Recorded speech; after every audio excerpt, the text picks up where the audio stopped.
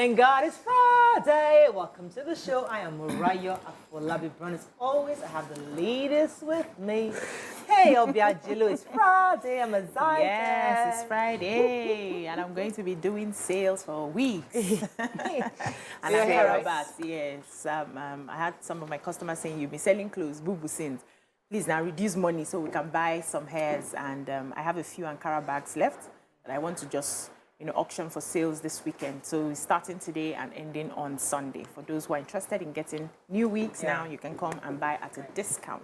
But I've been watching these documentaries on Netflix. I found them very interesting, intriguing, as a matter of fact.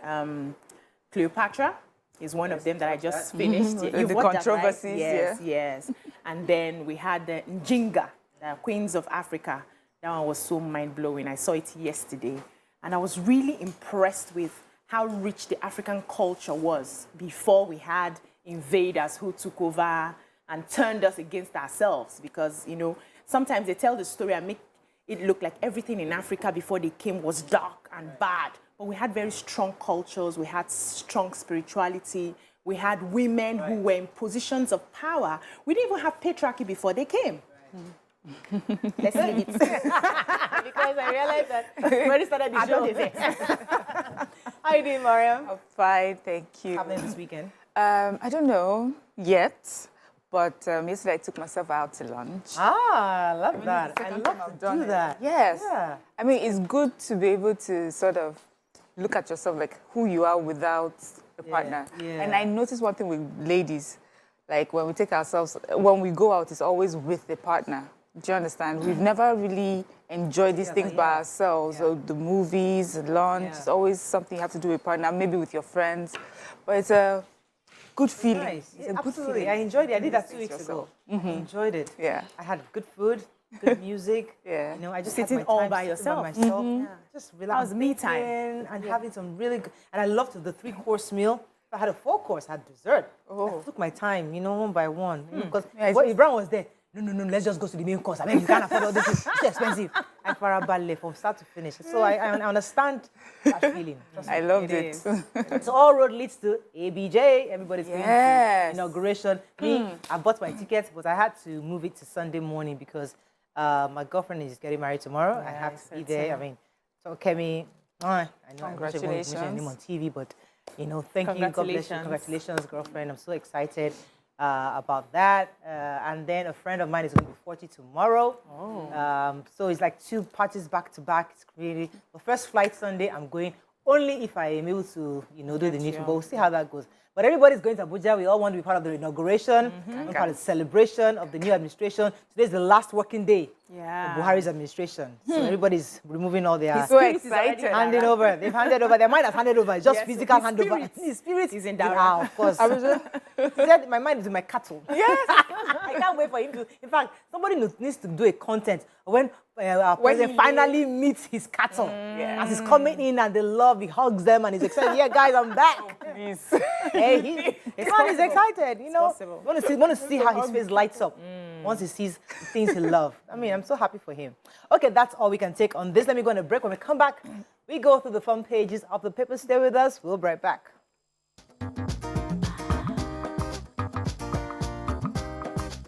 Stay tuned. Your View will be right back. Okay, we're going to start with the nation. Tinubu, I understand the magnitude of task ahead. Buhari confers GCFR on Tinubu, GCON on Shetima. I knew nothing about education when appointed. UK Prime Minister Varsity's knock rule on foreign students' families. Soludo writes Buhari on Nnamdi Kanu's release. US 2024, Florida governor to challenge Trump. And 100 million Nigerians captured for NIN, says federal government. Okay, which story are we starting in the nation? I'll start with the major headline. So, President-elect Bola Ahmed Tinubu yesterday began his final movement into Aso Villa, the seat of government. He reflected on the weight of the responsibility on his shoulders as he received the baton of service and transition documents from the outgoing president.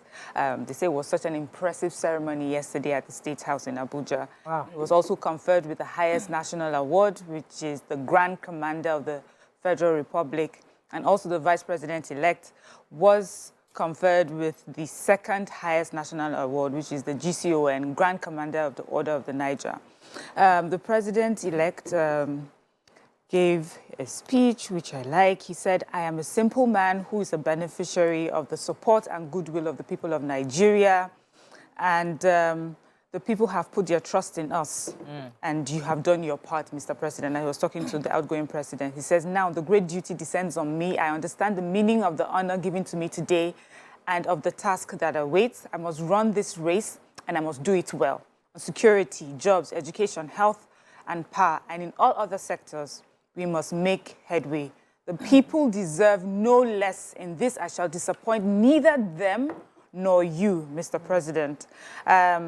He said Nigeria's path may not always be smooth, but he expressed faith in the country's purpose and collective ability to overcome challenges. So far, I'm liking, of course, this sort of words that I'm hearing. This sounds like someone who understands really the task ahead. You know, that's been one of our concerns, that many people just come in, they're not sure the magnitude of task ahead. I'm just looking forward to that speech. Talking about understanding the task ahead before getting a position, the Minister of Education, Adamu, admitted that he had no knowledge of the educational sector when President Muhammadu Buhari appointed him to man the Federal Ministry of Education. So he said this during the valedictory service that was held in his honor, and he said he was appointed in 2015 and he has served for 91 months. So he said to make up for his lack of knowledge, he consulted professors of education who assisted him in putting a roadmap together for the sector. In 2016, he unveiled the Education for Change, the Ministerial Strategic Plan, MSP document for the country's educational sector. Now, the roadmap was expected to serve as a blueprint to cure most of the ailments affecting the sector and provided immediate short and long-term solutions. They said it had 10 pillars.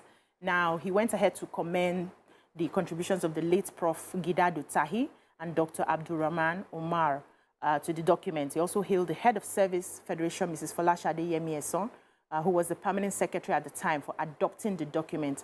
So going ahead to say that he had no knowledge of educational system, except superficially, but then when he was made the Minister of Education, he called the professors firsthand and he said, and they asked him, "What do you want to achieve?" And he said, "Good things, and these are my ideas as a learner." And you know, they now helped him. I wish he told us what was contained in the documents. That I'm not even worried about that. Well, that was a valedictory so that we service. so that we can even match.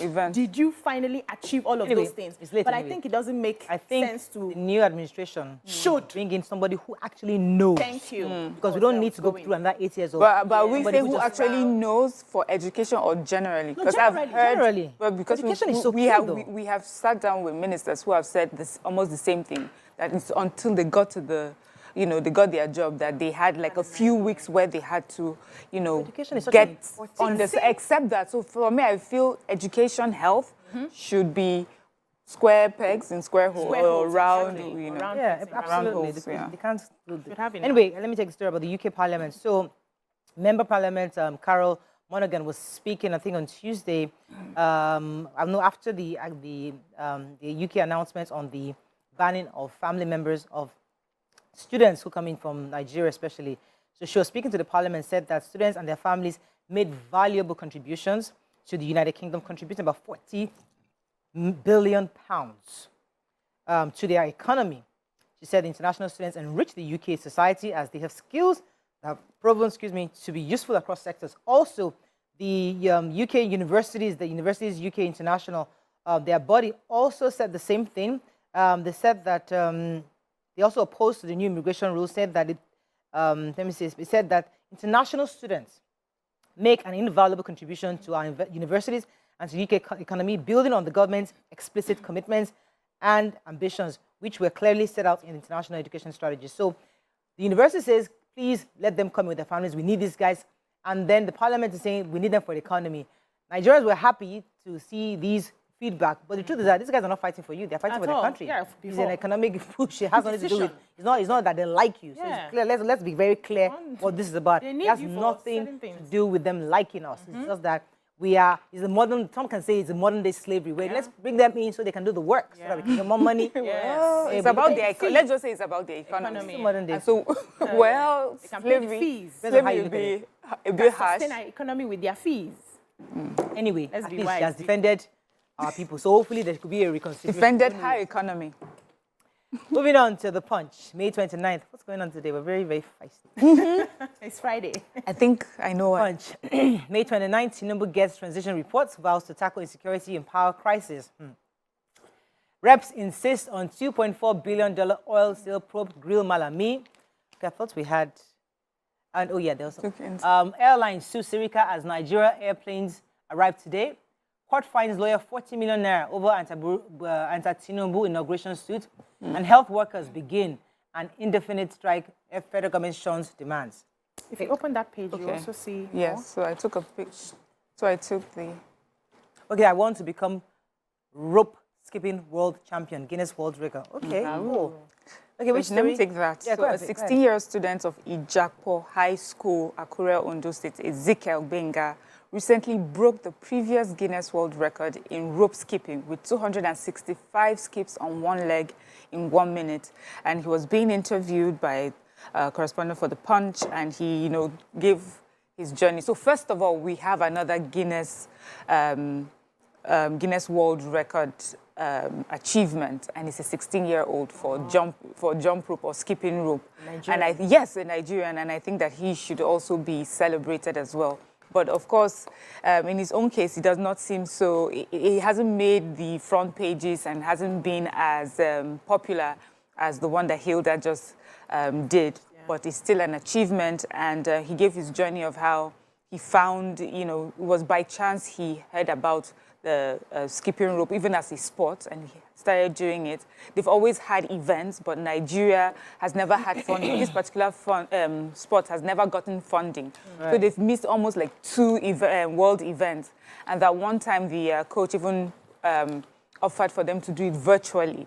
And that they met the coach, they were like, we want to break a record. So he said the only thing that he knows that he can do while here is the Guinness World Records. And so they were able to do it, and he broke this record. And we're so proud of you. We're proud of Nigerians that are doing amazing things all around. We're proud of those who are supporting them, coaches. Yeah. And I feel that this should also be popular and make front pages so that we know that we can be inspired in different things, the cooking, sports, in different ways. Yeah. So you have the story on NAFDAC seals. Should I take it? Yeah, go ahead, please. The National Agency for Food and Drug Administration and Control raided 15 supermarkets in Minna, Niger State's capital. They sealed one and confiscated many expired commodities. The agency's director, North Central, Shaba Mohammed, said this on Thursday, and they said it carried during the exercise. And he said, we are here to conduct some raids on some supermarkets in Minna. So far, we have covered 15 supermarkets. In all, we discovered some items which have been evacuated. We also discovered unregistered products and others which have expired with their dates changed. So he explained that some of the items included tea, baked beans, beverages, and other food consumables. And there was one particular supermarket with very poor hygiene, poor warehousing, to the extent that they were storing some of their products in the toilets. They had no alternative than to evacuate everything from there, and they're going to be destroying those products and sealed that supermarket. In the toilets, the owners were invited to Abuja and Kaduna for further investigation. We, the people. So they sealed products. They have to take some of the products to the laboratory to, investigate and make sure. And they were advising that if you're buying anything, please check the labels. Sometimes they have expired and they'll just change it so that they can sell those products. Really sad. Let's go on a quick break. When we come back, we continue with our review. Stay with us. We'll be right back.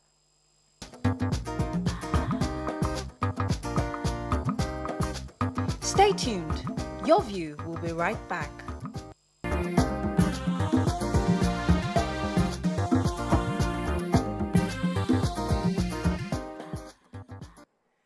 Thanks for staying with us, Vanguard. Mr. Tumpule again. He's all over the papers. Okay, I know extent of tasks ahead. I won't feel Nigerian says Tinubu. And again, Mr. Tompulo felicitate with Ashwaji Bola Tinubu. It's all over the papers. I mean, if you don't want that, there's no way that man has not seen that. Felicitation. Yeah, felicitated. Okay, moving on now to the other stories of Vanguard. I know extent of tasks. I talked about that already. Nigeria Air domestic airlines move to stop takeoff today. 48 million barrels, alleged illegal sale of crude, false, says Malami. Federal government would award contracts and borrow till May 28th. Says Fashola, I really doubt he said that. Read the article, Sham. Nigeria can't be won by words of mouth alone, says Clark at 96. Rate of killings worrisome, says Southern and Middle Belt leaders. Yeah. Alleged culpable homicide. Doguwa has no case to answer, says Kano government. Health workers begin indefinite strike. All right, which story are we sticking? Can start with the health workers. Yes, please. The Joint Health Sectors Union, JOHESU, and Assembly of Healthcare Professionals Association, APA, have commenced an indefinite strike over the federal government's failure to adjust the consolidated health salary structure. CONHES for health workers was done with the consolidated medical salary structure, CONMES for physicians. Now, consequently, the unions directed members in federal health institutions nationwide to withdraw their services indefinitely beginning yesterday. The unions are demanding immediate payment of omissions and shortfall in the COVID-19 hazard allowances of affected health workers in federal health institutions. They are also seeking recognition of health workers in non-core hospital facilities and payment of the hazard allowance as well. They are demanding speedy implementation of increase in retirement age from 60 to 65 years and 70 years for consultants in the health profession. They spoke with journalists yesterday, the vice chairman of JOHESU, Dr. Ogbonna Chimila, and he said the strike became necessary due to nonchalance, bias, and lackadaisical attitude of the Federal Ministry of Health, and resolution reached at the expanded National Executive Council, which is the NEC meeting of JOHESU, which they held Monday, May 8, 2023, said the unions were compelled to take this action to highlight major issues such as wage and benefits of non-physical health professionals and workers and outstanding payment of allowances. And they have shown patriotism for over 4 years now by not embarking on any industrial action, although their counterparts, like the Nigerian Medical Association and Nigerian Association of Resident Doctors, have been going on strike several times, but they have not. But now they need this so that the government can pay attention to them and balance out their pay. I have the story. The majority leader of the House of Representatives, Alhassan Ado Doguwa, has been exonerated by the Kano State government from charges of culpable homicide, among others, leveled against him. I don't know if we remember during the elections, he was alleged to have conspired with some people that led to violence and alleged, deaths of some indigenes of Kano State. But they say the state's Attorney General and Commissioner of Justice made briefing newsmen yesterday said that there is no substantiated evidence to link the federal lawmaker to these charges and that they could not find medical evidence to prove the deaths of victims. And anyway, just to exonerate him, that they had no evidence to prove what was alleged against him. All right, so going to the story, for the Fashola story, that federal government, according to Vanguard, Fashola said that they will award contract till midnight 28th. But what he said while he was flagging off the 49-kilometer dilapidated Akure-Ado-Ekiti road is going to be dualized, what he actually said is that people are asking why we are still awarding contracts when we have just a few days to go. Should we stop this road now and wait for the next government? This is a juvenile conversation. They forget, among other things, that the terms of this administration ends May 29th. That's what the man said. And then he was now twisted to, you will award contracts May 29th. So that's sensational. I kind of figured that. Yeah. So that you quickly go and read it. I have to go and read it. Well, the guy doesn't talk like that. All right, Nigerian Tribune. Let's find the story we've not taken. Nigerian Airlines solicitors write Buhari, wants him to stop the project. Court of Appeal slams 40 million naira fine on the ex-presidential candidate seeking to stop Tinubu's inauguration. Tobacco kills 8 million yearly, says WHO. CGN swears in 39 additional election petition tribunal members. ASU, FG releases white paper of visitation panels. And what we will remember, Buhari for Nigerians speak. Okay. Which story are we taking in the Nigerian Tribune? Yeah, the World Health Organization says tobacco is responsible for 8 million deaths in a year. And, we're asking government to stop subsidizing tobacco farming, but to support more sustainable crops that would feed millions. the Director General, Dr. Tedros Ghebreyesus, in a release to mark the World Tobacco Day, said tobacco is responsible for 8 million deaths a year, yet governments across the world spend millions supporting tobacco farms. He's saying that by choosing to grow food instead of tobacco, we will prioritize health, preserve ecosystems, and strengthen food security for everybody. And he said tobacco is not only a massive threat to food insecurity, but health overall, including even the health of the tobacco farmers. The farmers are exposed to chemical pesticides, tobacco smoke, and as much nicotine as found in 50 cigarettes, leading to illnesses in chronic lung conditions and nicotine poisoning. Now, a new World Health Organization report, they are saying grow food, not tobacco, and it's highlighting the ills of tobacco growing and the benefits of switching to a more sustainable food crops for farmers, communities, economies, the environment, and the world at large. They also expose the industry for trapping farmers in vicious cycles of debt, propagating tobacco growing by exaggerating its economic benefits and lobbying through farming front groups. So they, make noise that they are actually gaining as much as they are not. And he said more than 300 million people globally are faced with acute food insecurity. Meanwhile, more than 3 million hectares of land across more than 120 countries are being used to grow tobacco, even in countries where people are starving. They highlighted how they are using even young people to go into those farms, and we need to focus more on food now. Okay. Let me take Adamu again, because you took the story earlier, but this is in reference to the white paper of visitation. So what happened is that there was visitation of panels to 42 higher institutions in the country, and they were supposed to come back with a report. So the Minister of Education was supposed to actually present the report to, the federal government was supposed to present the report to the stakeholders, because what happened that report was based on various factors to see the financial management of the institutions, the areas of application of funds, particularly the special grants, loans, various things, academic standards, quality assurance, management of finances, relationship between management. So that white paper was one of the key issues that ASU had with federal government that released this paper. Let us even understand what's going to happen. It's also determine how much money they require per institution. For whatever reason, this minister that admits that he knew nothing on education didn't release that document. Hung on to the white paper. It wasn't done on time. Wow. Well, thankfully, barely 4 days to the end of the administration, Adamu finally officially released the white paper report of visitation panels to presented to the stakeholders, the gazetted white papers of the presidential visitation exercise and evaluation of the 42 institutions, as I said earlier. So now we have the white paper. Hopefully now that could be a reference point for the execution to ensure the development and rehabilitation of these universities. It was crucial. Why was it holding it before? Wasn't it supposed to be used for? Yes, we have. Okay, so we've got airline solicitors have written to the outgoing president concerning Nigeria Air. We're sort of celebrating, but I said we should hold our excitement for a bit. So it looks like there's some controversy. A letter was written to the president dated May 24th and was written by the solicitors of the Airline Operators of Nigeria, AON.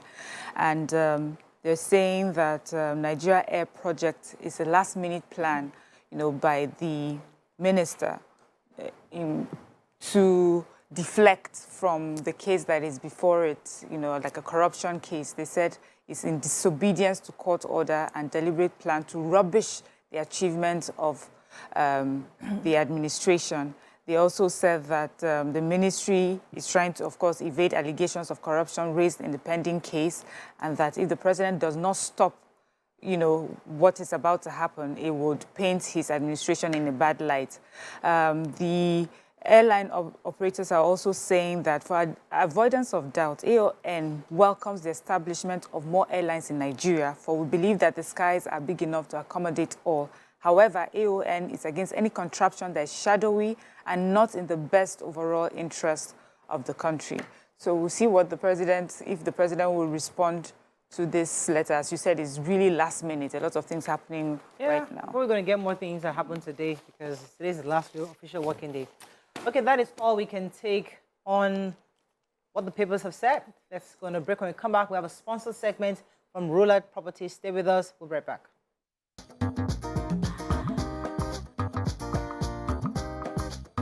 Stay tuned. Your View will be right back.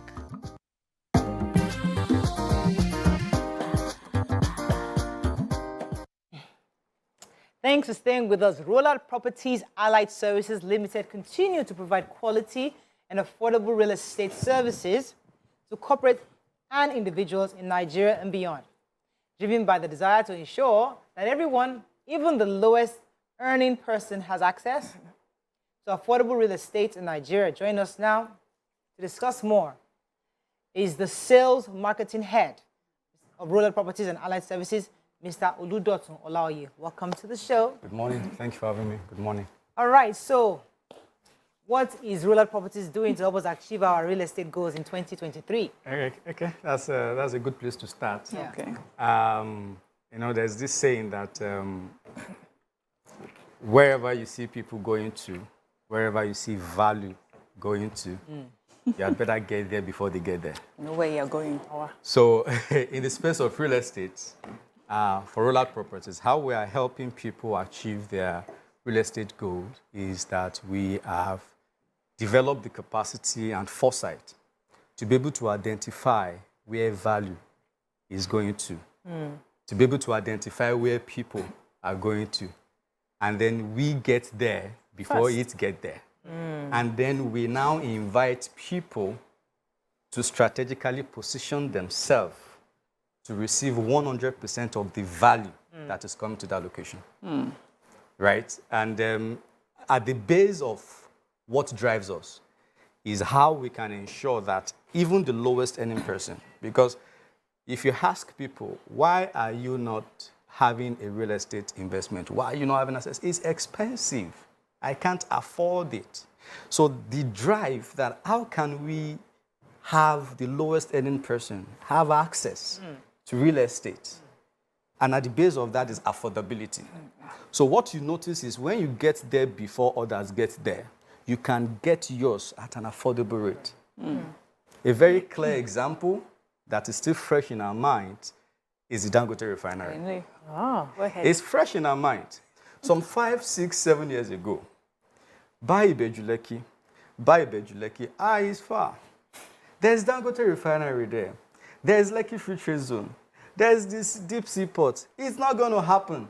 In fact, some people said it won't work. And at that time, a piece of property was still selling for less than 500,000 naira.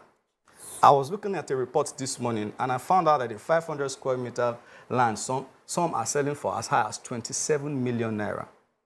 Just Monday, the Dangote refinery was commissioned. Oh, now it is real. Now you want to get in it. Now, the difference between those that are trying to get in now and those that got in then is that those that got in then are receiving 100% of the value that is coming to that axis now. So whatever your goal is, either for rental income, either to double your investment and exit, you achieve all of that goal. So for us at Rollout Properties, we help you identify where these things are. We go there and invite you to strategically position yourself when you can still affordably acquire as much as possible. So where are you people going to now? Where is the new place now? Because the last time you came here, we talked about Ideradi. Yes. So where now are we going to so that we know if we'll carry our bags and join you? We are going to Ekwe now. Okay. So, if you look at what is happening in Ekwe now, just like Ibejuleki, the same thing is happening in Ekwe now. The Ekwe airport site is commissioned already. There's the African Film and Media City, right? There is this agricultural hub that is going into Ekwe now. And there, you have educational, you have the resort and all of that going to Ekwe now. Now we are telling people, Ekwe is where it's happening. These things are putting Ekwe on the global map, on the global map, right? It's interesting what is going on in Ekwe. And for us at Rollout Properties, we have decided to gather legends. Yes. So what we are doing now is we are gathering legends, people that understand that this is our time to hone a piece of this wealth. And we are introducing what we call Legend City in the neighborhood of Ekwe. K2 Ekwe is where you have Legend City. Interestingly, it is just about 4 kilometers to the Ekpe airport side and in close proximity to the African Media and Film City in Ekpe. It's a fantastic, perfect blend of tranquility and convenience, right? So where we are going to now and where we are inviting you to go with us, if you are a legend, which I believe you are, is go with us to Legend City. Legend. Yes, in K2 Ekpe. And the exciting thing about Legend City right now is that it is available at an exclusive pre-launch price of 1.5 million. For a plot? For a plot. And 800,000 for 300 square meter. And that is only bought for a limited time because by June 15, this goes back to the launch price. Now, I tell you, if that is not affordable, I don't know what else is, right? So we are saying that this is your time to hold on to something. I was speaking to somebody a few days ago, and he said, you know what, Dotun, I have all the property I need. I have the house. I mean, I'm okay. I said, how would you have felt if you realized that your dad had a property for you in Ikoyi or Banana Island while you were younger? He said, oh, that would have felt. I said, so why don't you do the same for your kids? You know, 50, 60, 70, they believe that they're okay. But are you thinking about your kids too?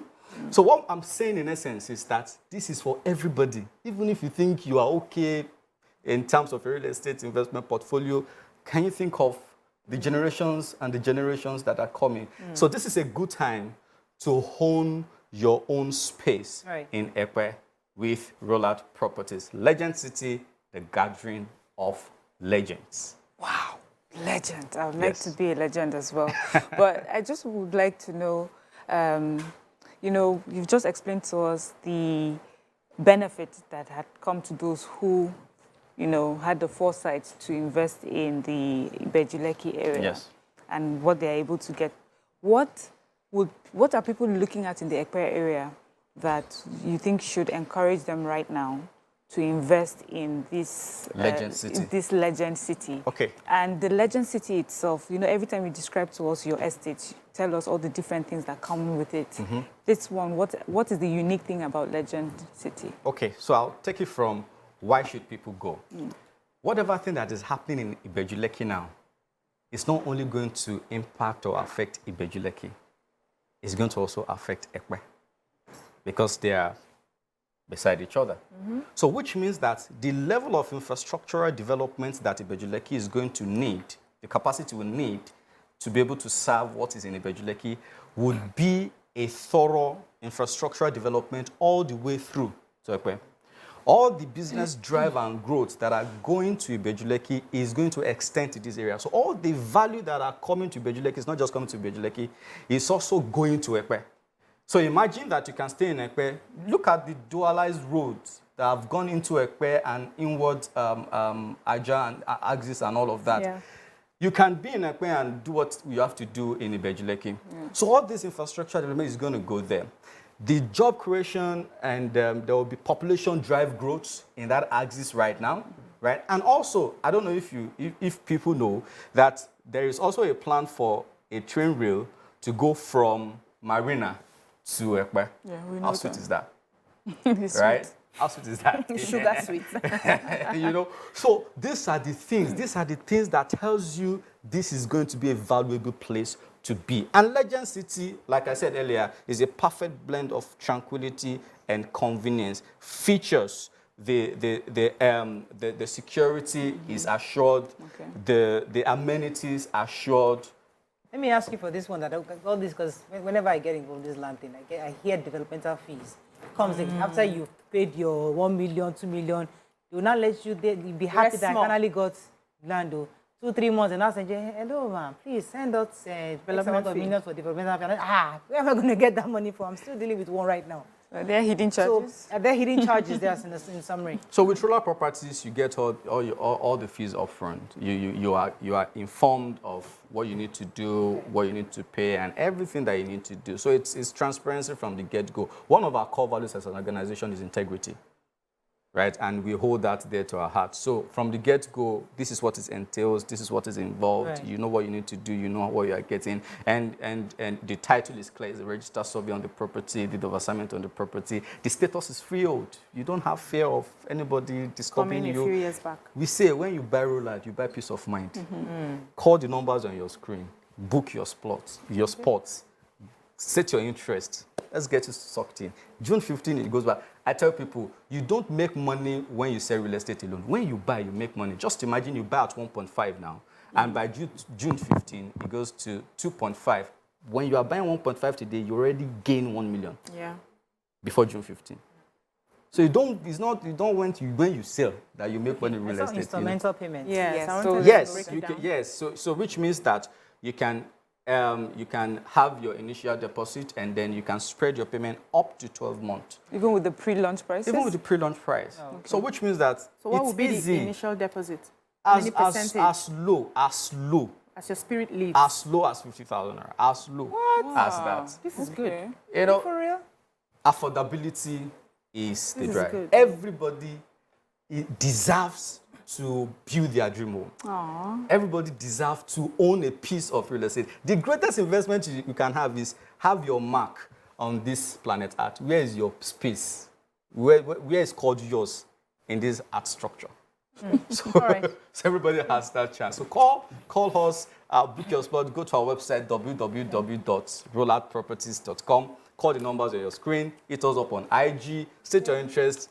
People are ready, our experts are ready to talk to you and tell you more about our properties. Thank you so much. Thank you very much. Properties. Well, there's always Thank a you pleasure very having much. you on the show. Thank you very much for And having me. regards to your colleague who's not been having, I heard she had a Yes, baby. yes, I'm sure she's hearing you. Yes, that's Thank you so okay, much. let's go on a break. When we come back, we want to our hot topic of the day. Stay with us. We'll be right back.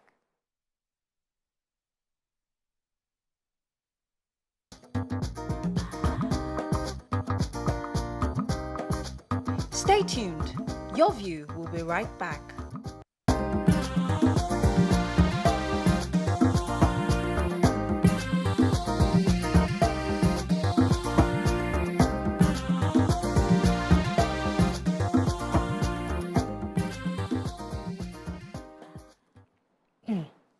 Thanks for staying with us. So yesterday, President Muhammadu Buhari handed over transition documents to the president-elect, who will be sworn in on Monday.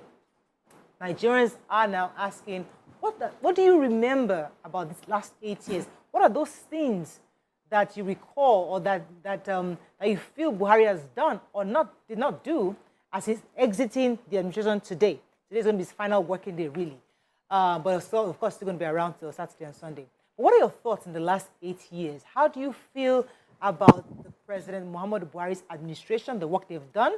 I would like to open our phone lines early this morning to hear Nigerians speak about the outgoing administration. You can call us on 081-270-53687, 091-390-7694. You can also tweet to us at TVC Connect. Please hashtag YourViewTVC so we can read your tweet. What are your thoughts? And please remember, it's a live show. Mind your language. We're not trying to insult anybody. We're only trying to have a conversation. Your thoughts, you don't have to agree. You might disagree, but do that respectfully. So please call us on the numbers on your screen. We'd like to hear your thoughts. What exactly did Buhari do for you or did not do for you in the last 8 years? Mariam, would you like to start? Sure. Yes, so I think with every report, there's always the good report and the bad report. Right. And I think that for President Buhari, maybe I would say,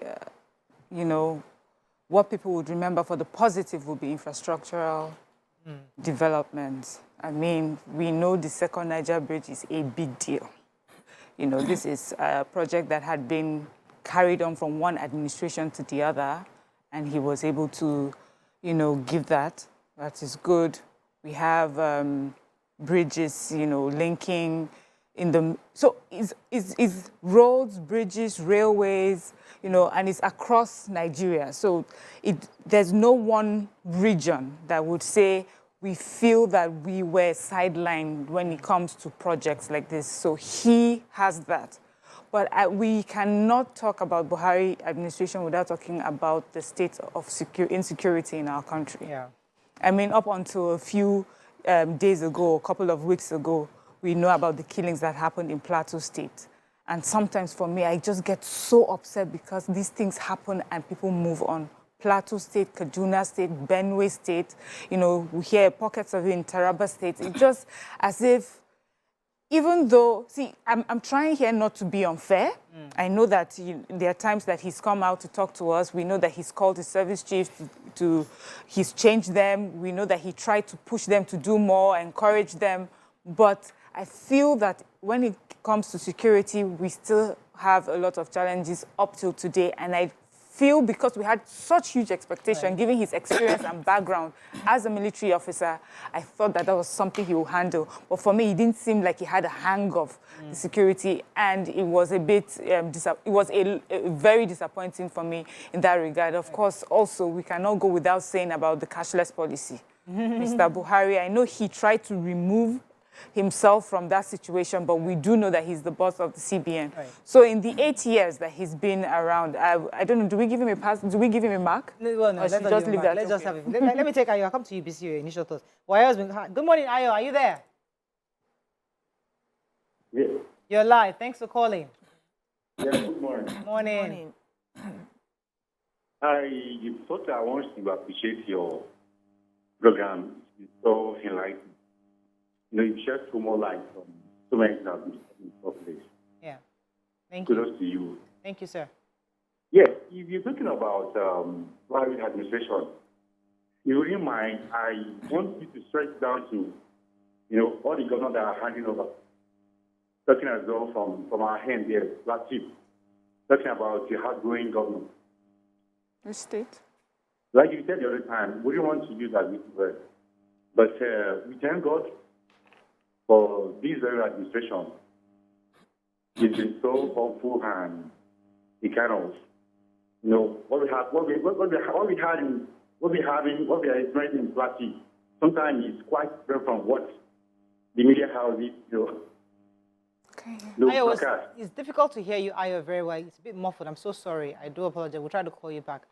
BC, what are your thoughts on, I mean, many people are giving their own thoughts and comments on Buhari's administration. 8 years, how do you think of his? I have mixed feelings. I think the scorecard is really low, and I think we had to just keep reducing the marks. You know, like when you write JAM, and, you know, some subjects have different cutoff. Some courses that you want to study have different cutoff marks. Some universities have different cutoff marks. So some will have 160 for subject, others 200, others 220, you know. And I feel like Nigerians, after a while, kept reducing it. So when he came into power initially in 2015, the scorecard that they wanted to use for him was really high. People had expected a lot from him, being an ex-general in the country. People had known him for his lack of corruption. People had known him for integrity.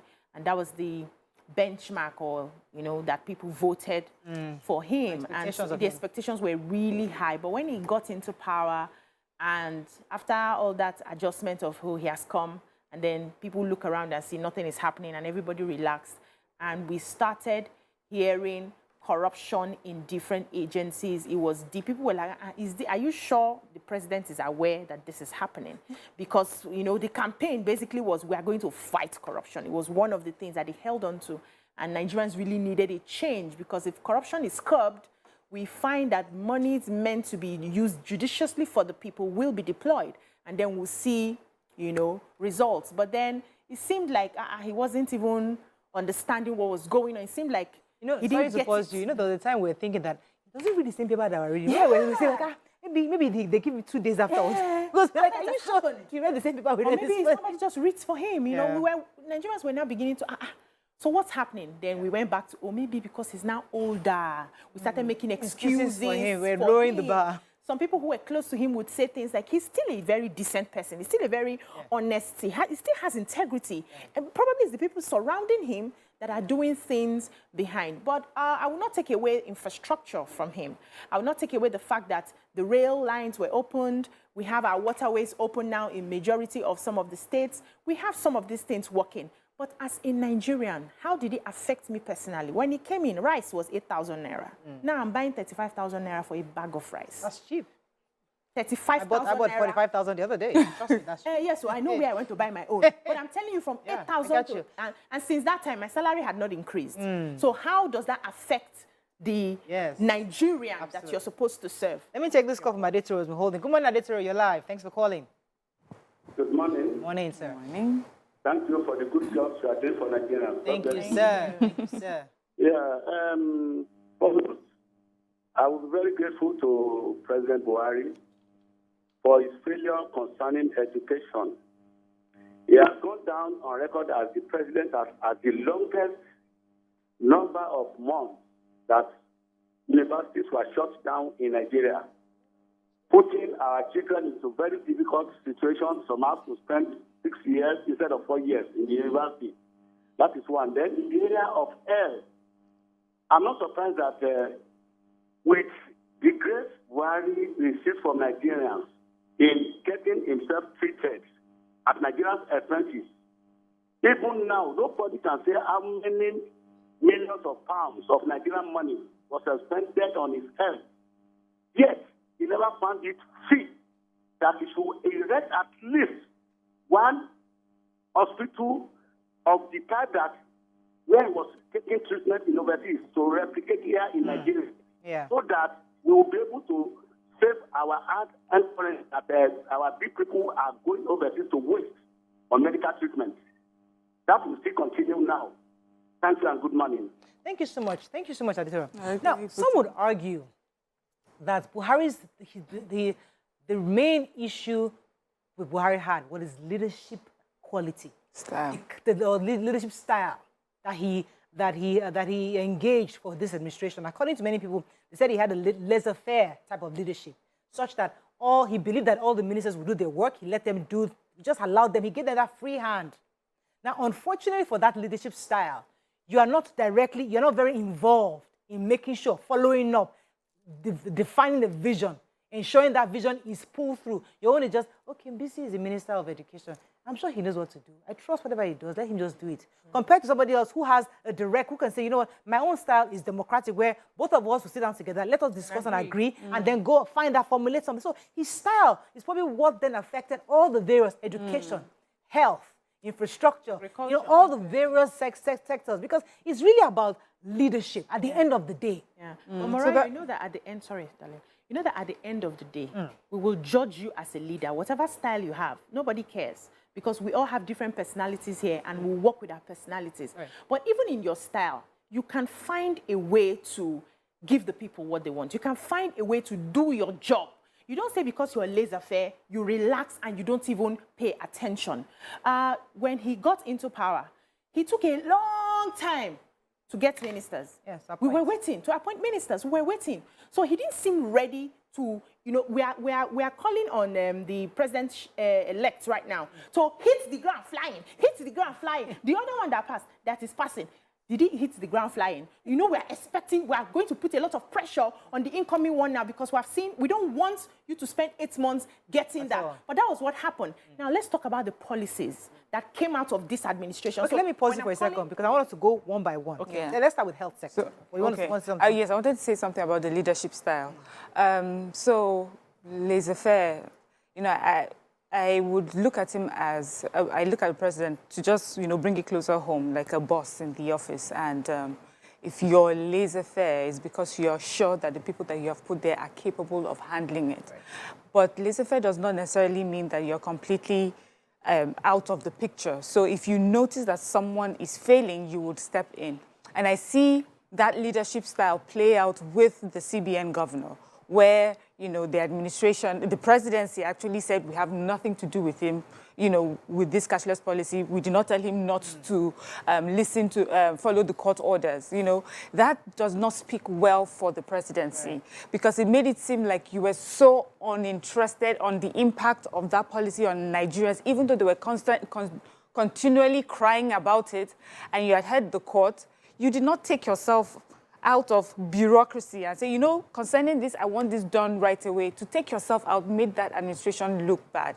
The second thing that impacted negatively, I'll go back again to insecurity. We cried for the change of service chiefs. Remember, Yes, we made it a topic. We went over and over and over again. He was so sure he had put the people there, and especially for that particularly for insecurity, because many people really just voted for the president because of his background, yes. Military background. We're just ready. Whatever we're going to face, we'll face it as long as the insecurity was sorted. And then to hear that your idea was, I've put the people there, they should do the work. We expected you to be at the war front, in fact. In the beginning, that's what we expected. Yes, so, laissez-faire. So I'm hoping that this message, to the one that's incoming would be that we can be laissez-faire, and we can be forceful. Yeah, we need to mix it. The whole thing. It has to be a mix. I remember that time when we were hoping that Buhari would go to Maiduguri. I remember that time. We got to go and visit them in Maiduguri at that time, but I don't know. Okay, let me take this call from Ibrahim. Thanks for calling, Ibrahim. Yeah, good morning. You're live. Go ahead, please. Thank you for a good job you are doing. Thank you, sir. Actually, about the president, well, I would say my expectation wasn't that too much high. Yes, I voted for him, but I believe he couldn't have done everything. When we look at we talk about presidents. So in America, how does it work? In other countries, how does it work? In Britain, how does it work? Does everything stop on the table of the president? And Nigerians were so angry at the point in time. I'm looking at Ashwaju. I say there is a problem in front, because if we keep this mindset, everybody's thinking that we will solve everything. The economy will be okay. Blah blah blah blah blah blah. Blah. No, things take time. Things will take time. The only thing that if you have confidence, let us support the president. If you don't support the incoming president, if you don't give him the needed support, he will not succeed. We just be angry over social media. I'm looking at 8 years of Ula Balu again. Thank you very much for your comments, Ibrahim. I remember that those who talk about when Buhari was the military head, when he had this autocratic way of leadership where he'd say something, he makes a decree, and it is. But he himself told us that, listen, it's because of democracy. When I was a military head, I know what to do. Back as a military man, he said it himself, as a military man, there's certain things that will get done. But because of democracy, due process, I have to let the court handle certain things. Corruption, you have to go through, let EFCC make the arrest, do investigation, and it's whenever the court happens, they're able to prove their case, fine, but I cannot interfere. So what I'm not asking is that, is it that it was democracy that handicapped, that tied his hands? Because the kind of leadership Nigeria needs, the kind of drastic leadership we need, such that not all this Oyinbo democracy, and let us discuss it, let us approve it, but we want somebody who can come in and say, you know what, this is the vision, we're all aligned, whether you like it or not. Maybe that's what Nigeria needs at this time, before we then eventually evolve to where we can now begin to discuss and be very truly democratic. I don't think democracy tied his hands. I think if you understand your strengths, that being autocratic is the only way and the best way that you can lead, when that autocracy is taken away, you don't opt for leadership. You go back, because you know that if you go there, you won't be able to, because this style you cannot deal, right? But then you took up the responsibility because you felt you would be able to do it. So all those ones are excuses. Democracy didn't tie anybody's hands. I just feel that he came into his rest, especially in this second tenure. The first tenure, he did what he could. The second one, well, let me just rest. Finally, my goal of being a president has been achieved in this life. There is no way, a democratic president, there is no way they will mention the history of Nigeria that my name will not be in print 3 times. The military, the democracy, 2 tenures. So that was all I feel. This is my personal view. Take your call. I've not finished my point. Okay, let me take Patrick. Patrick is holding for a minute. Good morning, Patrick. You're live. Good morning. Thanks for calling. Go ahead, please. Yeah, I'm so happy reaching you people this morning. And thank you very much for what ladies have been doing for Nigerians. I don't know how to feel now. The administration of Buhari, it's funny that where do we start from? Is it the security? Is it the food aspect? People are hungry. How I wish people will understand us. We are hungry. People are hungry. Is it the light or what? There's no light everywhere. I mean, It's so hard to hear you, Patrick. I'm not sure what the one phones. Let's go on a quick break. When we come back, we'll look at all the angles of this conversation. Stay with us. We'll be right back.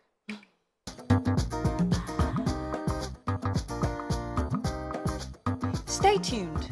Your View will be right back.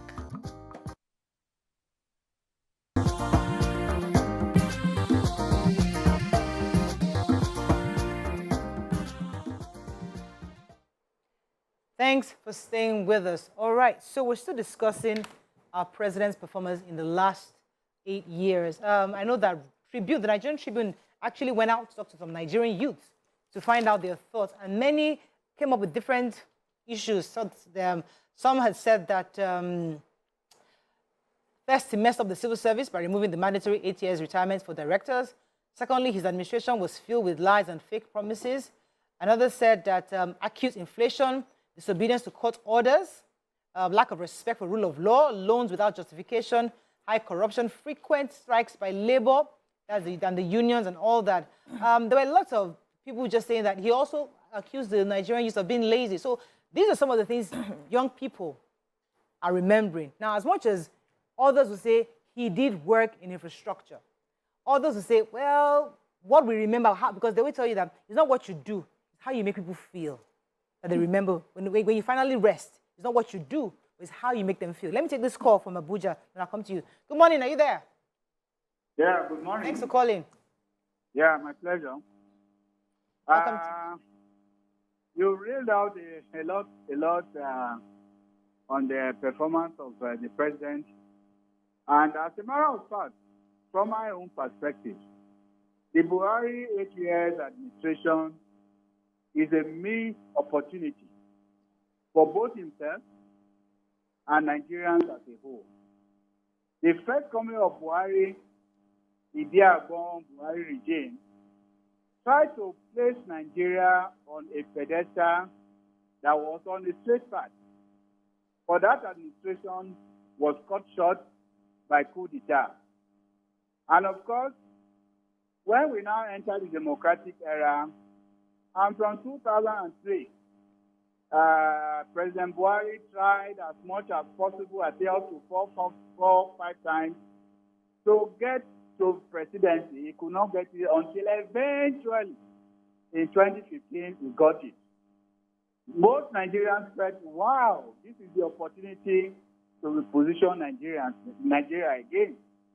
And for himself, because of the way he was labeled during his first coming, that his regime was draconian, he tried to tone down the way he would do things. And that is what now amounts to what we now see as some sort of laissez-faire. For him, he has missed that opportunity to prove himself. He's ending up as, how do I put it? Oh, Mr. Izogbe. Has he gone now? I think we lost him. All right, so I was saying before his call came on that they will tell you that when you're growing older, it's not about the houses you build, the cars you buy, the stuff you put in place. It's about how many lives you touched, how many people remember that, this person did this to me. So maybe also part of the missed priority, the opportunities, is that he focused so much on the big, heavy things, the heavy liftings, which is also good.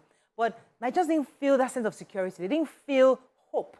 They didn't feel together. They didn't feel united. They didn't feel we are part of this body. They didn't feel love.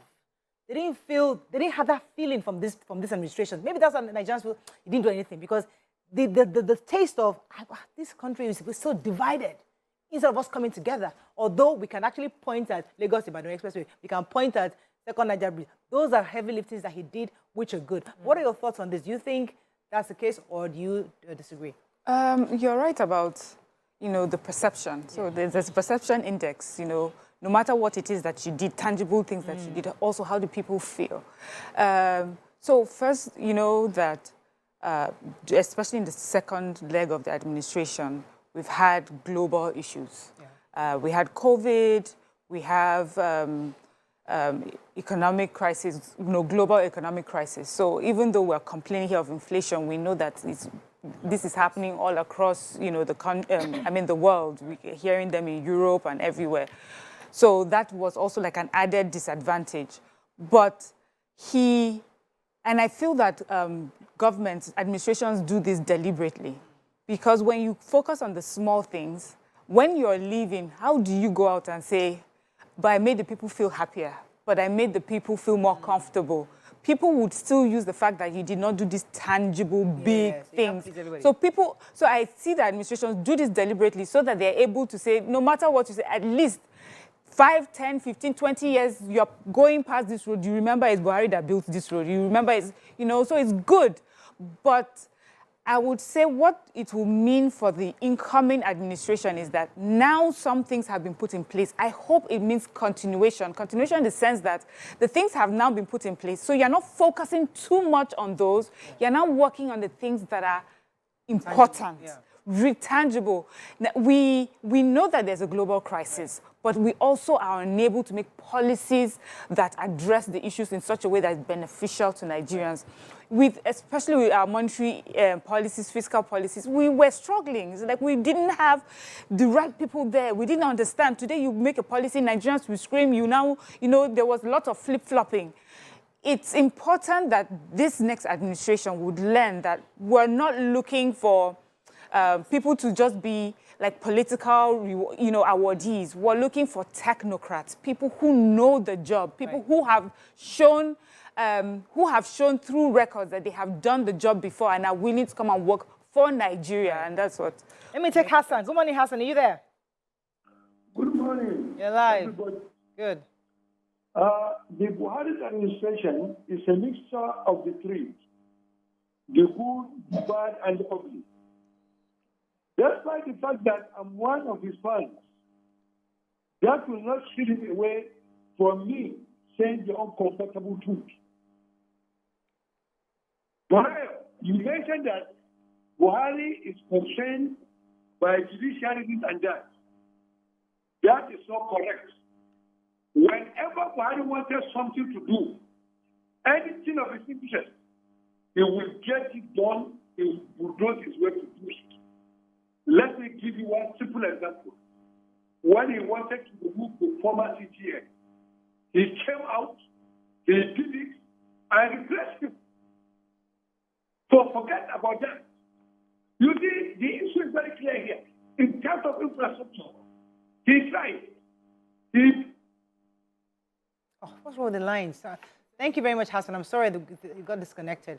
Some of his legacies. Let's look at some of his legacies. I mean, Nigeria Air just arrived today.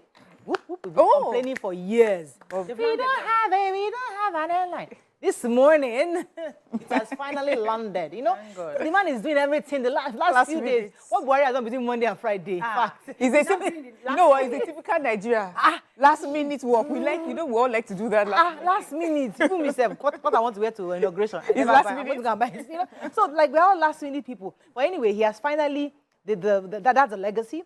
Second Niger Bridge is a legacy. Lagos Ibadan Expressway, legacy. These are things he has done. Even constitutional review. Remember, he helped us to make some changes, which we know that it's going to be beneficial with this new. So there are some good things he did. Yes, of course. Nobody's saying. But I like the way Miriam couched it. Legacy projects, big things that we can look and say, this is what. But I think the new administration should take a leaf from what has happened to this administration now by balancing out some of these things. Yeah. So we had a problem with some of the policies that this administration that is going to be put in place. It was not properly thought out. A lot of factors were not considered. You will see stakeholders not really involved. And so these policies come. Let's take, for instance, when the border was closed. Of course, it was a good policy so that we can be self-sufficient, we can grow our own products, we can grow our rice and stop importing things that are harmful to us. Very perfect. But we didn't put in place the fact that a lot of our farmers are still struggling to have that rice. So there was scarcity of our own products, and then you block importation. And so the products we had in our market were now very expensive, the local products, very expensive for consumers to buy, and people were still going behind to smuggle. It was a very difficult time for Nigerians. That's one policy. Let me pause you for a second. Let me come take Hassan, I think. Oh, Joke. Good morning, Joke. You're live from Iju. Good morning. Thanks for calling. Good. Yeah, thank you. For me, concerning security and economy, I will call President Buhari for. But for we retirees, he has done well. What? He doesn't know us. Oh, retirees. He pays us in time. So I give kudos to him for that.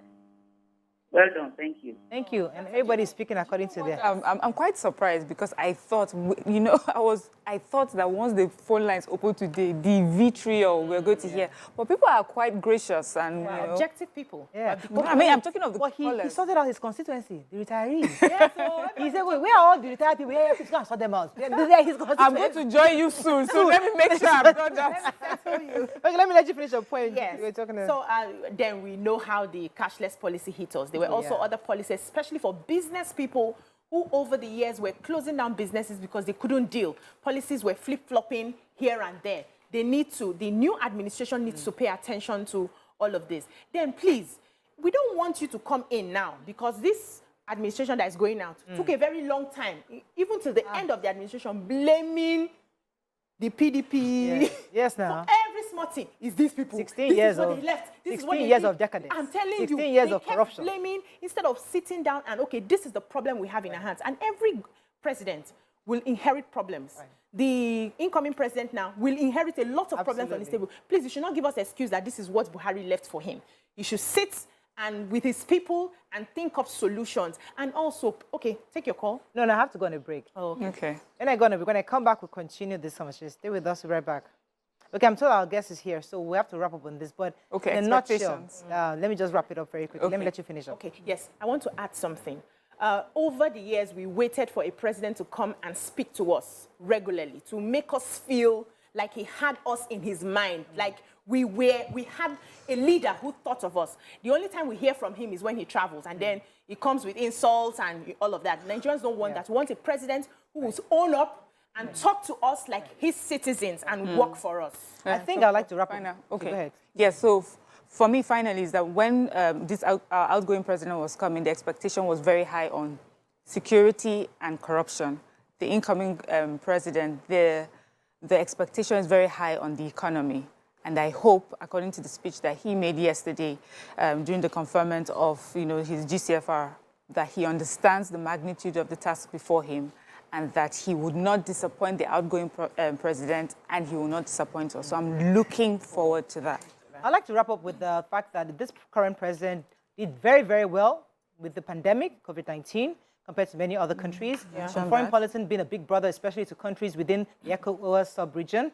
And pillar of support to many Nigerians, like, and even the WHO. The big brother thing, is he not giving? We have always been big brother. Yeah, well, he was really there to support many countries. And so those are some of the things, the good things that he did. However, in my own situation, how I feel is that a lot of tangibles have been done. What the new administration coming in should focus a bit more on the intangibles because people need hope. Because it's when I have hope and I trust that you love and care for me, that the policy, not even enjoy the policy, the road you build, I will use it with caution. I won't steal the pillars. You won't give me what they call an anchors borrowers program. And I will squander it because I believe in what you are doing.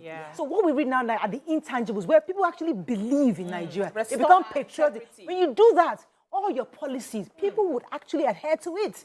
That's the missing link. And hopefully, as he goes off, that the new administration coming in will do much better. Let's go on a break. When we come back, we'll bring our celebrity guest. Stay with us. We'll be right back.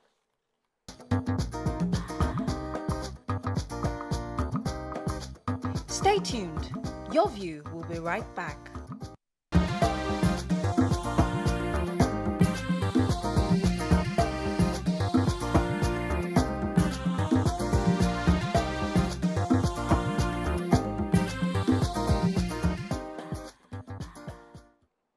Thanks for staying with us. So he's a Nigerian actor, model, reality TV star.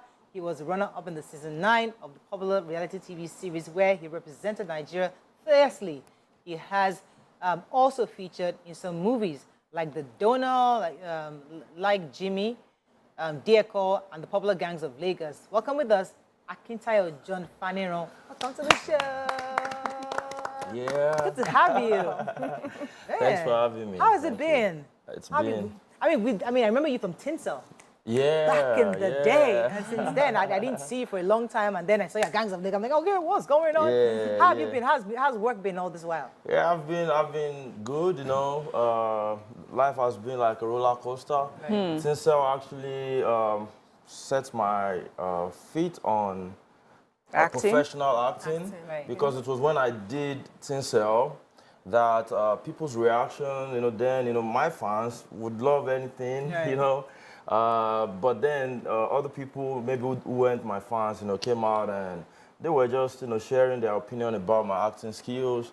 And what did they say? They didn't. It wasn't really. It wasn't smooth, nice. I was, I was doing full-time modeling. You get what I'm saying? And I've done commercials and all that. But that was my first time as an actor. So, and I was now trying to get into the shoes of an actor they were already used to. Yes. So it was, the reaction wasn't really what I wanted. Yeah. And that is not how I want to live my life. I like to be good at what I do. Right. So since they didn't like it, I thought, okay, I'll keep going until they can like me. Oh, I like it. So it did not discourage you. Nah. So it made you, so you took on more roles, or did you went back to school to do more? What did you do? All right. So actually, I had an admission into New York Film Academy in 2012. Okay. That time I was still in South Africa. So from my modeling money, you still do shopping, maintain, maybe send something home and all that. So I couldn't go. So when Big Brother happened, I'd already become famous. Since that time as well, I've not done that. Right. But since I did Tinsel, I'm a spiritual person. When I put my mind, to something, I'll get it right eventually. So when I'm driving, I'm acting in my head, in front of the mirror. When I'm watching a film, I'm watching the actors, not just enjoying the story only, So in the expression. Exactly, yeah. And I've done quite a few jobs as well, So on set, I'll listen to my directors. I'll pick. They are always passionate because I have obvious potentials. Yeah. So they'll be like, no, you got it. Just do this, do that. And then when I'm working with other actresses or actors as well, I'm very humble. I'll ask them, what do you think? You look humble anyway. Fantastic. I don't look humble, but I Does am it look very they humble. look? Actually, you don't look humble. You I actually know, are. I don't look humble, Let's take a yeah. few. Yeah. So, when I saw you at Gangs of Lagos, Yeah. I'd seen you in Tinsel, and I understood because you were replacing somebody who was popular, right? Yeah. And I understood the feeling. I saw the lash, it was on social media, people were just talking. But when I saw you on Gangs of Lagos, I saw a different you. Yeah. I saw you as an actor now. You were playing a role that you were not filling in for anybody, and I could see the skills. I could see that this person has somewhat grown. This person is different. And when they killed you in Gangs of Lagos, I was like, God, we all cried. that was too... So how did you... When they killed Nino. Nino, yeah. Not You you. won't sit next to a ghost. So how did you feel, Yeah.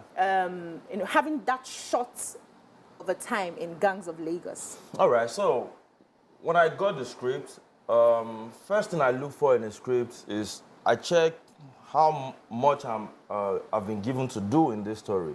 So when I saw Gangs of Lagos, I saw my role. I saw the responsibility that came with it. I was in the beginning of the show. The story started with me. If I make it flop, if I'm weak, I don't want maybe when Bimbo, Adesuwa, Toby, all of them come and people will be like, it can't be like that. So I'm like, I'm going to give it my all. And Jadis believed in me, was exceptional, She didn't have to stress to direct me. There was nothing that we had to do over and over, except to get like maybe more takes or more angles and maybe wide, close up and all that. For safety. But all she had to do was just to say, you got it. You're bad. You get what I'm saying? Because I know that she is really bad. Well, you know what I mean. She's really good. Yes, I got you. We get So I respect her. Like, okay, if this person can believe in me, you know, then I can't let her down. So yeah, Nice. You have such a positive outlook on life. I see that already, and you have a quick smile. Yeah, thank you. But I'm sure, you know, apart from the challenges of growing from Tinsel to, you know, Gangs of Lagos, you're also a model, you know, so you're in the entertainment industry. You must have met up with a lot of challenges. What were those challenges, you know, before you even became like a household name that people can even see on the street and point out to you? Yeah. All right. So, first of all, coming from where I'm from Ilora, you know, I'm pointing this way because that's the way. So, growing up, I didn't know any models. I didn't know, there was nobody in my family who had done what I'm doing. Right. But I think I came from heaven with my own destiny, you know? Sure. Everyone who knew me from childhood wouldn't be surprised that I'm who I am today. Okay. They've always seen it. I've always stood out, you know, I've always been loved, you get what I'm saying? I'm lively.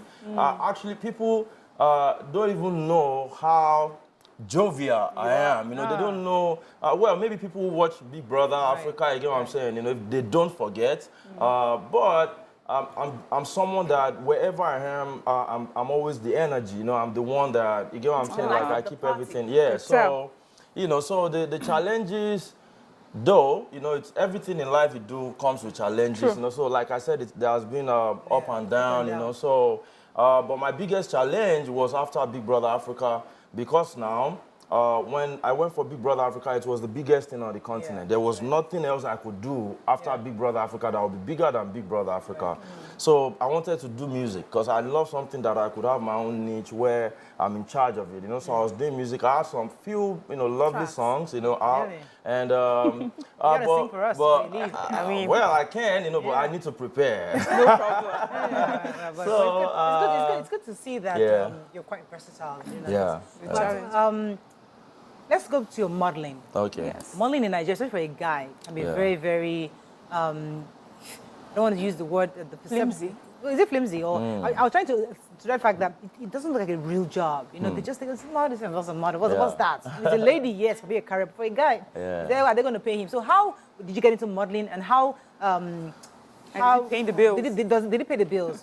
Modeling? Yes. Oh, yeah. So, one of the things that I wish to do when I become really, really big, you know, I mean, when I, you know, have my own, I'm still building my own empire, you know, so, but I mean, like, when I have my own stake in the industry, I would like to develop entertainment in my state, which is Oyo State.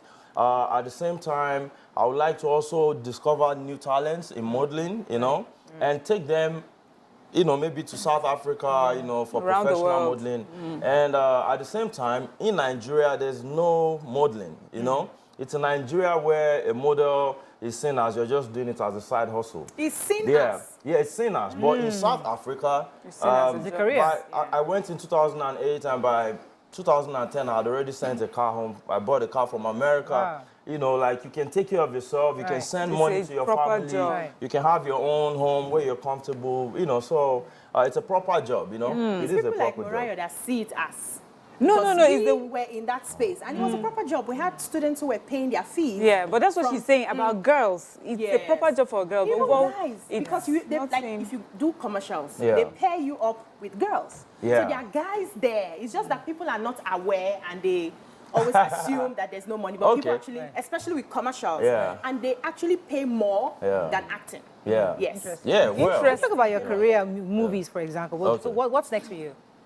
All right, so right now, thanks to Gangs of Lagos, you know, Jade, Lala, this new limelight has been bringing me a lot of blessings. Yesterday, I just unveiled a deal that I signed with a skincare brand, Hush. Well done. That's why I'm wearing pink. That's our color. Oh, nice. Well, but this is the manly pink, you know. No, it looks good on you, actually. Thank you, you know. So then as an actor as well, I'm already receiving scripts. I have a series I'll be shooting soon with my new management, Tempo Management. You're about to blow. Yeah, and I have other scripts as well, but I'm checking what is worthy. Well done. That was acting. Actually, that boy, you know, has a great future. Malik, he's an amazing He's from the kid. Ikorodu boys, right? Yeah, you know, one of the siblings of Ikorodu boys.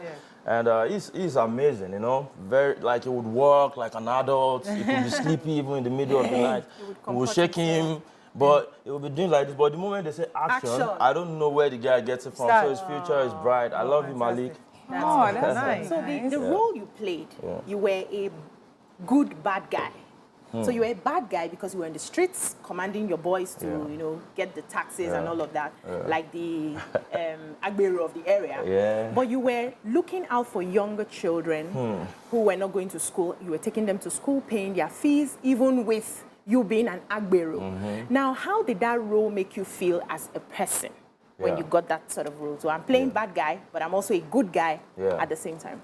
So, you know, I was on Big Brother Africa, and, you know, I was younger, you know, people knew me with, you know, Tayo Big Brother Africa. But the part of me that the world needed to know, the type of PR that I should have there, you know, lies in Nino's character, because that is actually who I am in real life. I'm a man of the people. I give, not just materially even, I give self, you know, I give words, I encourage people. I don't like to see people, you know, like wasting away, you know? So that part I have with Nino, sorry. I have that part, you know, in common with Nino.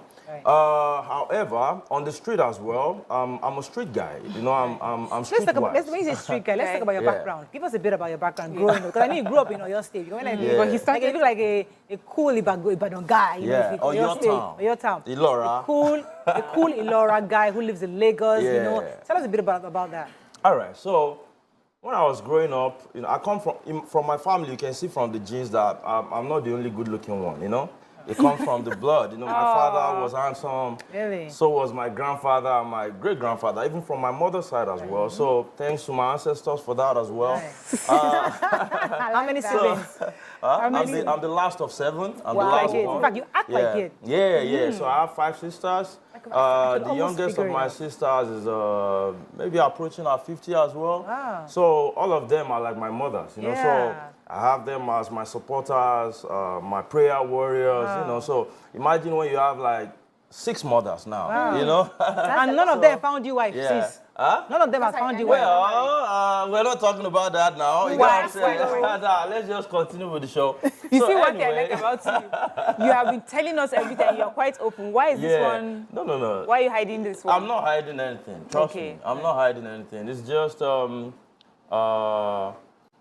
what I want to do and what I'm not ready to do, or what I don't want to do. Maybe I don't want to talk about it on TV or something like that.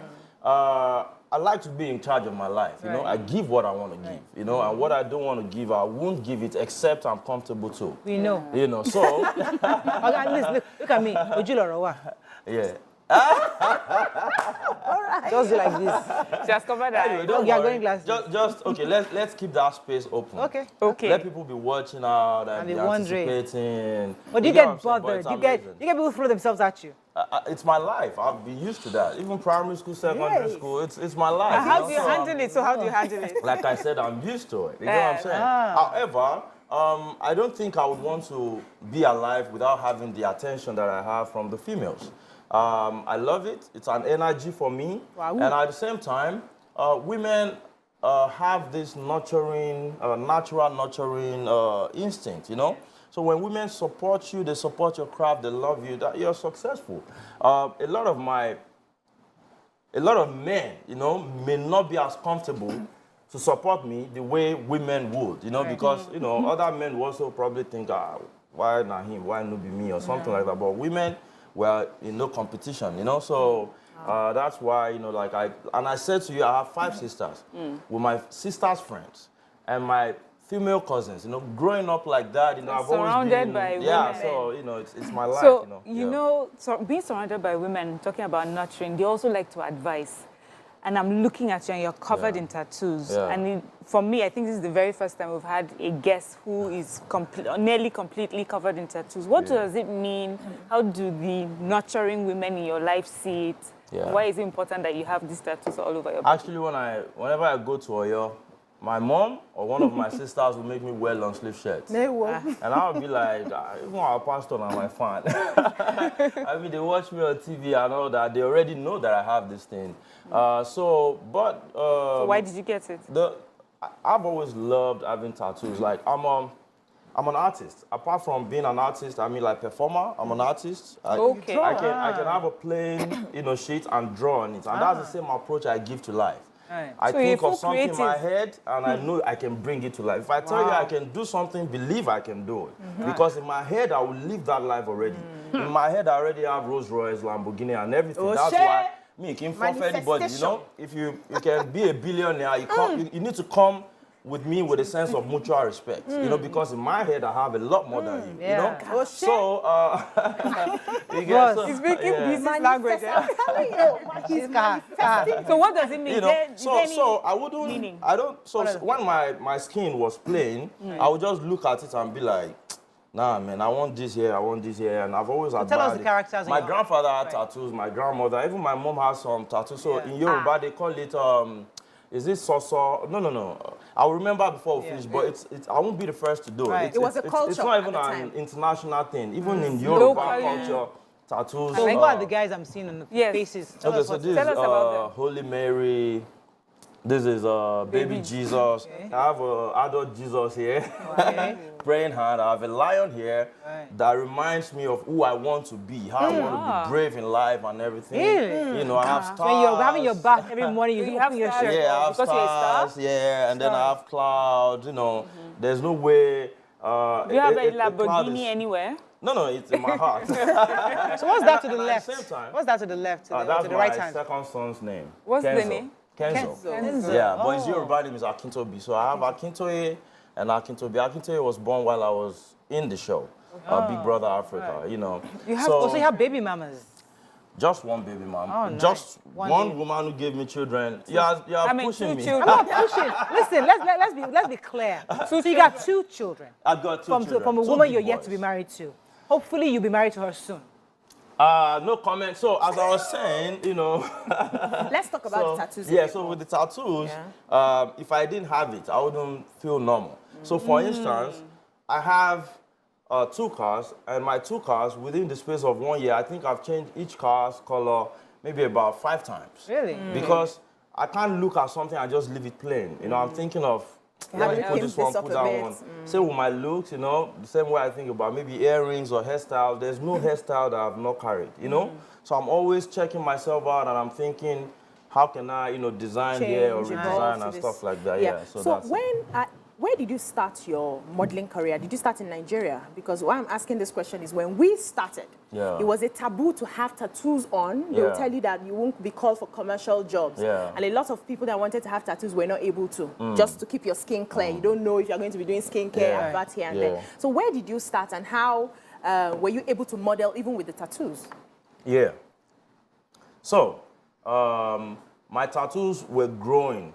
Not that when I started my career, I had a lot. My first tattoo was actually done in Ibadan, locally, And then my parents didn't like it. And while I was trying to get rid of it, I even went as far as pouring hot water on my own tattoos. Wow. And then it gave me a little bit of scar, So when I settled in South Africa and I was not making my own money, I seen life and said, okay, this thing doesn't mean God will leave me or I'm not going to be close to God. So, I'm like, okay, you know what, let me cover that up. And so that was how let me ask, there are a lot of young people today that are watching you. Young boys, talented, and they're thinking that, what do I have to do? Do I move to Lagos? How do I refine myself to be acceptable in the industry? What are those things that you went through to get these roles? How did you get noticed? How did you get observed? Who found you? Somebody's watching you right now. So, this guy from Ilora, and he's in Lagos and he's in South Africa. How did he do it? Could you tell us in a nip bit, how did you make that journey? This is a part of my question, so I'll add. And how did you get on to Big Brother as well, Okay. So with modeling, like I said, there was nobody who did it around me or something like that. But because people who know me, I've always seen it in me. Right. So an older cousin of mine who lives is in Katana, but at that time he was just living for the UK. So he had a friend who was doing modeling in Lagos, and then he did the connect, and then I came, did photo shoot, you know what I'm saying? That was how I started. So I was at the time when it was time for me to leave for South Africa as well. Luckily, there was an agency also who was scouting, and you know, they saw my pictures and they were like, we want that guy. So that was how I went to South Africa. And with Big Brother Africa, I started doing auditions in 2009. The first audition I went for in Big Brother Africa, I just got in, they asked me one question, Mugbegi, and the next thing they were like, okay, thanks for coming, and I left. But one thing about me is I will not give up. I'll keep knocking on that door until it opens. So 2014, I came to Nigeria because now I thought, I wouldn't sit in South Africa to do the audition this time. Let me go to the grassroots. Let me go and do the audition with everybody in Lagos. Let me see them. And when you get to the audition place, you see guys and girls and be like, man, let me go on. God, you create. You know? But I've always, I'm like, my self-belief is too overdosed. You know, I come from Ilora, from a rural area, you know? And if, so are you a chicken and chips guy? No, I'm an Amala Bakery and Newedu guy. You get what I'm saying? And I actually sell that. I have a lounge, a beach lounge at what don't you do? Beach. Please, it's called what don't you do? Nsuku Food and Chills. Inside the Legushi Beach, you get to the gate, say you're going to Nsuku. They are all my people. We have to wrap up. We have to wrap up. You have to sing for us before you go. Yeah, you have to sing for us. Okay, so... what song? What was that song I want to sing? Victory Line. Let me sing Victory Line. Every day, money on my mind. Bobby, thanking the Most High, 'cause every day many people die. But my God still spare my life. When I wake up in the morning, I give my Father all the glory. Babele people wanna see me frown. See me now, me wear the crown. Celebration, jubilation in our nation. I'm on my victory line, and I'm never gonna go back. I'm on my victory line, and I'm never gonna go back. They be wanna break me, but me stay strong. You see this faith, me gotta hold strong. I'm talking to my God all night long. I'm staying strong on my victory line. They be wanna break me, but me stay strong. You see this faith, me gotta hold strong. I'm talking to my God all night long. I'm staying strong on my victory line. Do you want second verse? Thank you.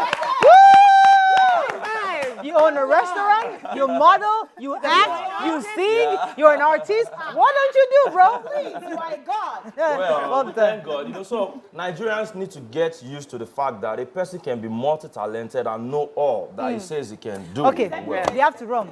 We have to run. Oh, yeah. Nibo. Talo wa nbe auntie ẹ fún wa lórúkọ. Ẹ jọ̀ọ́ ṣé fẹ́ wà nbe ni auntie. Mi kì í ọlọ́ba jẹ́ ọlọ́ba jẹ́ mo lọ́mọ mẹ́rin mo ti wà all right. Me go. Kò yé wọn understand. They don't understand. Right. They don't understand. But you guys don't speak. Yeah, imagine that. Oh, sorry about that. If you wanted to apply. Yeah, please. So on national TV, I want to embarrassment. I put it back to my husband is watching. I'm not worried. You know, there's actually nothing to hide. It's a beautiful story. It's an amazing story. I can't wait. Like I said, I know one question will bring another question. Yeah. And that is why I promise it won't. I promise. Just one. I like to protect my family. I promise you, you, so it that's won't. why But I'm there are keeping people it. that are, you know. Just, you see, the question is there somebody there, that auntie? Are we going to the next level? You know, there are some people, maybe several, helping him comb the area. So my fans actually, please, I beg you, support Hushed. You know, they've endorsed me. I want you to buy their skincare products. They have amazing products. That is all we can take on today. We'll see you Monday at the inauguration. Have a lovely weekend. Bye for now.